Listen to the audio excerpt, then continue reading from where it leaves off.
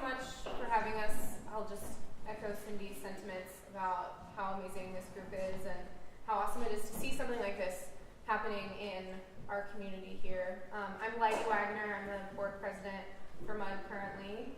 And I'm Alexi Corbett. I am the AmeriCorps Vista through Montana Campus Compact at the MUD site.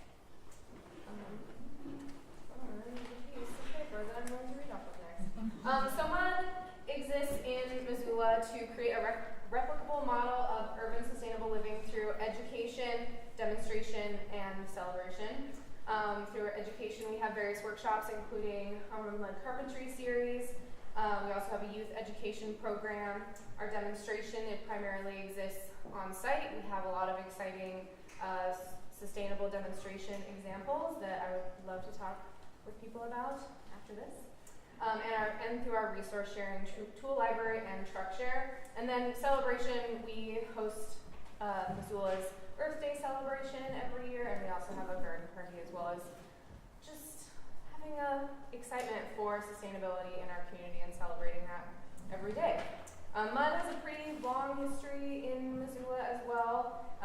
In 1976, a gentleman named Bill Dornan bought the site that the former Northside site was on, that was at that time Wild Willie's Chicken Farm, which I think is a pretty fitting legacy for MUD to adopt. Throughout the years, throughout the 80s and early 90s, we started implementing the things that we continue to do today. In 1980, we started a self-reliant learning center under the name of the Down Home Project.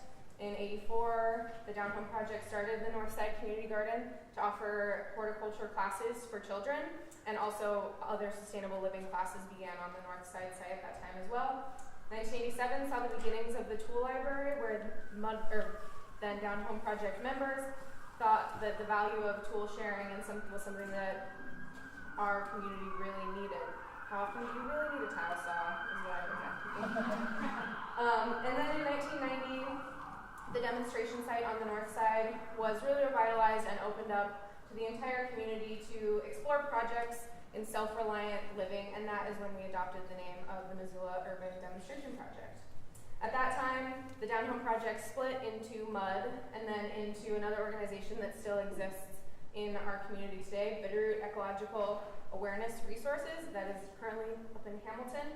And I think that exemplifies MUD's history and long-standing tradition of really fostering relationships with other nonprofits in our community and kind of being the convener and collaborator with other nonprofits. There are many other nonprofits that have come out of MUD, including one that I didn't realize until I was reading our history today, that currently is a seed saving exchange in Oregon. So we're kind of spread out all over the Pacific Northwest, which is really exciting. Then from 1990 until 2014, the Northside site developed and grew, and we got more members and more community partners. Finally realized that we wanted to be in a more central location and needed a little bit more room to grow. So MUD moved from the Northside site to our current central site on Wyoming next to Home Resource. And since we have made that move, our membership has doubled. We serve primarily, I think it's about 85% low to moderate income folks with our tool library. Many of them are families who are also located in our new neighborhood. Our current site has implemented even more of those sustainable demonstrations that I talked about. We installed solar panels this year. We installed a new glass pathway system. We have some of the glass over at our table if you'd like to check that out. And then we've also continued to, I was talking to someone here, keep the MUD quirkiness, but make it a little bit more organized. So in 2015, we went through a strategic planning process and implemented a 5-year strategic plan that we are still in the midst of. And when I was looking at MUD's history today, preparing for this presentation, there were just so many women's names throughout that history, that really were at the founding principles and the founding core of what MUD is and why it's such an effective community organization. We are currently a women-led organization and have been for the last couple years with our Vista Lexi. Our head tool librarian, Heather Graham, is really amazing. And then Ellie Costello is formerly with us and has since moved on, but she has left a really great legacy for MUD. And I think Lexi's going to talk a little bit about the project that we're here. So a little bit about the project background. When we first started talking about this project and what we wanted to do, we were considering how MUD could best serve women and children in Missoula and where we've been most successful doing that in the past. And that's when we thought about a women-led workshop series.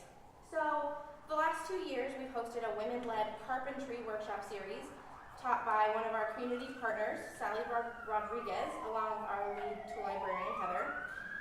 And each year, this series sold out really quickly and was one of our most successful events to date. And since then, we've received numerous requests for more of these women-led and women-focused skill-building workshops and educational opportunities. So these workshops showed us the community need for this type of inclusive and welcoming workshop and other educational opportunities like it. So when we were thinking about what we wanted to do, we realized that the MUD project is in a really unique position to offer our community these educational opportunities that no other organization around here is equipped to because of our access to tools, resources, knowledge, our community partners, and because we are a women-led organization. So one of the things that I think speaks the most to the impact of this project is I reached out to some folks who participated just to get their thoughts. So this woman, Jo Boyle, said, "The women-led carpentry workshop was amazing. Teachers were knowledgeable, very encouraging, so helpful with the projects that I and other participants wanted to complete. I was taught how to use tools that previously scared me and realized that with the leader's knowledge and encouragement, I could use them all and make something I could be proud of. Jo continues to be a MUD member, continues to come to our tool library and check out tools so that she can implement projects in her own life." Cheers. Every presentation gets a little. Yeah, exactly. So let's going to talk about some more of the goals of this project. Yeah, so for this project, we have 3 main goals. The first is to increase the classes that we offer. So this includes increasing the number of spots available in each class. Currently, our classes are capped at 15 participants. But then it will also offer these opportunities year-round, as opposed to just a single series offered once per year. The second is to expand the focus of the classes. So over the last 2 years, we have offered only a women-focused carpentry class, but we will expand the program to offer a variety of skill-building workshops, possibly including topics such as small engine repair, butchering, and gardening. The classes we'll offer will be responsive to community needs and to the previously popular classes. So then the third goal of this project is to include this project as part of our youth education program. So we will focus on making these classes inclusive and accommodating not only for women and non-binary individuals, but to youth and families as well. We believe that giving young men and women the education and confidence to complete sustainable DIY projects at a young age will help to create a more sustainable and positive community in the future. So funding from the Women's Giving Circle will allow us to achieve the goals of this project by giving MUD the financial flexibility to offer increased and varied classes. Funding from this grant, along with class fees, will cover the cost of 6 classes, including staff time, cost of materials, marketing time and materials, fee waivers for individuals unable to pay the normal class fee, and funding for community space rentals, all for 2 years. So finally, we have one last quote, and it is a little long, so I didn't put the whole thing up there, but I wanted to read a little bit more of it. It says, "Workshops through MUD, like the Women-Led Carpentry series, have made it so much more possible for my household to become more self-sufficient. As a woman, there is something especially empowering in learning around and from fellow women-identified people in a space where it is safe to express concerns or ask questions without feeling worried about how it would be perceived." As you can see, this woman was able to implement a project project that she said that wasn't particularly complex to build. Our knowledge of how to make cuts and properly brace and support the wood allowed us to design and put together a completely customized series of beds, which would have been prohibitively expensive for us to purchase or have built by someone else. I had complete control over basically the entire project, and they love being members of MUD and can't wait to continue learning and developing self-sufficiency and passing that on to others as well. And what I think that this workshop and other workshops like it really do is they give women power. You know, they give them the power to change their environment if they need to. You know, think about this beautiful space and why we chose to celebrate this event here. But think about if your space is maybe not quite so beautiful. We are giving women the tools to be able to beautify their homes or build a garden so that they can feed their families and also teach their families those same skills. You know, I had a garden as a kid that I mainly learned from my dad. And that was really a super transformative time in my life, and a really transformative experience for me, and that's what we're trying to give to other women through these workshops.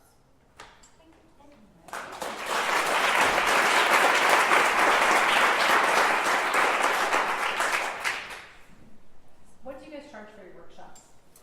That's a good question. It depends on the workshop. I have it somewhere. I've only been here for 3 months. And we do charge, we have 2 different fee levels, so we charge more for non-members than we do for MUD members. Yeah, so the class fees that I have on here, which is like an estimate of like averages, is $30 for the non-member fees and $15 for member fees. And it looks like you added more employees. Is that possible? The salaries are much more being reported for this right now. So I think that what are we adding for employee expenses? Oh, okay. That's a good question. So I have it at 3 staff members per class. So that's 3 new staff members? No, that's essentially compensating for the people that we already have there. So the tool librarians, our head tool librarian helps run this workshop, as well as a community member who is a MUD employee and volunteer. And then and then the third one. So normally we just do 2. So I guess yes, it would be adding 1 more individual to help deal with the increased class size. Okay, I was just curious because last year the salaries of wages was $44,009, and currently it's $71,050. I'll have to look at that. I can answer this. Sorry, we are also without an executive director right now. I'm the outgoing director of MUD as of a month ago. So thank you so much to our board member Vista for taking on this and doing this presentation. Absolutely. Yeah. So last year in 2017, I was 25 hours a week as the MUD project director, and that's when we launched this women-led carpentry series. We had 1 leader for the women-led series and a volunteer who supported her. This year we did a second round of the women-led series. I moved to 40 hours a week in 2018, so a significant increase. We also increased our tool librarians' hours in this year because we did such a great job fundraising because of people like you who supported us. So we were able to increase all of our staff that were existing staff to increased hours and a slight increase in wages for their increase in responsibility. And then the program that is proposed is to not just offer 1 women-led carpentry series, but to offer 6 per year over 2 years. And so it would be additional expenses for staffing to do that. The women-led carpentry series leader, Sally Rodriguez, who loves the program and would love to come back and continue to do it, amongst other things. She was compensated as a stipend separately from our normal staffing fees. And this year we added in 1 of our staff people as her assistant instead of a volunteer. So yes, additional staff, but specific to these increased programs,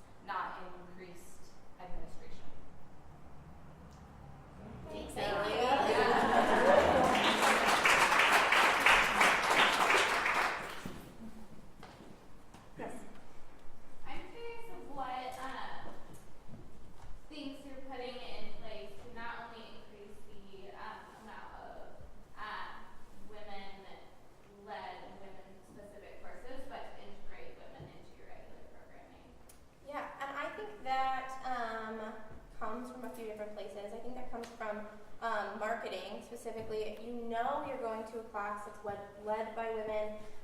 It's going to be a majority of women there. You're much more likely to, go to that class versus, the carpentry class led by men. It's all men on the sign-up sheet. That's a little more intense, especially if you're in introductory level. And then I also think, bringing in community partners, other than just Sally, will help to bring in, more community women. And for some of our other programs, like for our demonstration site program, this year we installed a rainwater catchment system that we actually brought girls from the YWCA's GRIT program in, and they learned how to do that and helped us install that program led by Heather. And then, as we are looking to expand our tool library and our tool library hours, we, need new staff, which we're praying that Heather will just ride it out with us forever because she's amazing. We're always looking at inclusive hiring and that. Can you guys speak to the effectiveness and sustainability of the program? Yeah, I think, what do you have to say? I'm gonna let her go first. As far as the effectiveness, I have seen how incredible MUD is with giving people the tools and the confidence to not only come to these workshops, but to then go home, teach their kids those lessons and make home improvements themselves. I think we just offer a really unique place for people. We're a very welcoming and inclusive organization, which I think really speaks to the effectiveness. And I think that a lot of how we judge the success of these kind of workshops is anecdotal. So like by reaching out to these people who participated several months ago, and I got way more responses than I shared with all of you about, their feedback about this workshop and how we have sold the workshop out for the last 2 years, and from it has spurred a demand for more women-led and more inclusive workshops, which has, again, been part of MUD's tradition. One of the first workshops I ever did with MUD was a car repair for girls, and I think that, people come to us and ask us to do these programs because they know that we can do it effectively, and they know that we can do it with that really inclusivity idea in mind, so that we're welcoming to all community members. Do you Last question. deal with donated tools mostly, or do you purchase tools? We deal with mainly donated tools. We do get some tools that are donated by companies like DeWalt and Hitachi, and we also do purchase some tools when we find that if it's something that has a high demand, then we do have the ability to purchase tools. But it is mostly, folks cleaning out their garage when they're downsizing and donating their tools, which is great. Okay. Thank you.